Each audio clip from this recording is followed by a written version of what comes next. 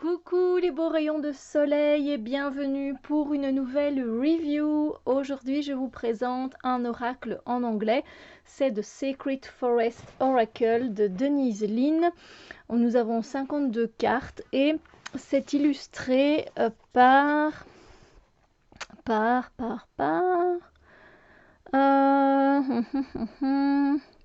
Bon, je vous le dirai peut-être un peu plus tard, mais en tout cas, il est très très beau. Moi, j'ai un petit coup de cœur pour cet oracle qui nous emmène dans son monde merveilleux, enchanté. Ça fait vraiment du bien, merveilleux vraiment. Du coup, on va regarder ensemble. Alors, généralement, je dis bien, les oracles de Denise Linn sont traduits en français. Donc il est sorti il n'y a pas très longtemps, celui-ci, enfin l'année passée, non, cette année-ci, pardon, 2021. Donc voilà, il est peut-être probable qu'il soit traduit, peut-être, je l'espère bientôt pour vous, mais voilà, à mon avis 2022 peut-être, parce que j'ai vu que certains de ces jeux étaient traduits par la maison Guitry et Daniel, donc qui sait. Voilà, donc c'est une boîte qu'on ouvre comme ceci. Alors j'aime beaucoup la boîte à l'intérieur, c'est entrer dans la dimension sacrée pour découvrir la vérité de votre âme. Donc ça c'est très très beau, c'est une très belle boîte et qui prend pas beaucoup de place, qui est vraiment tout juste, quoi, j'ai envie de dire, pour... Voilà, alors on n'a pas de petits pochons, hein, on a juste les cartes et le livret. Je vais d'abord vous montrer le livret. Voilà, alors ici, l'intérieur de la boîte aussi, c'est beau aussi, je trouve. Esthétiquement, c'est vraiment sympa. Donc, on va se pencher sur le livret. Voilà, le guidebook.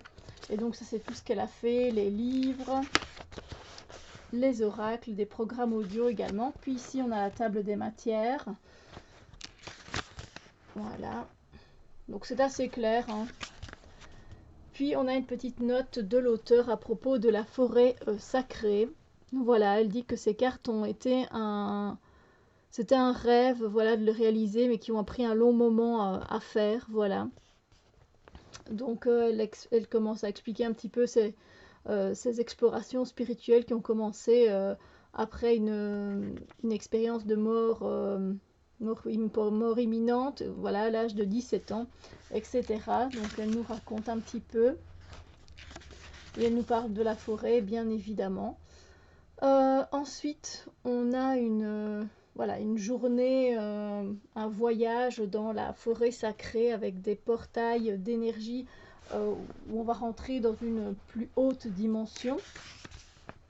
Voilà, alors on a notre connexion avec le monde naturel, les cartes oracles comme des portails d'énergie. Comment utiliser cet oracle? Là, on a évidemment plusieurs façons, choisir les cartes, etc., les interpréter.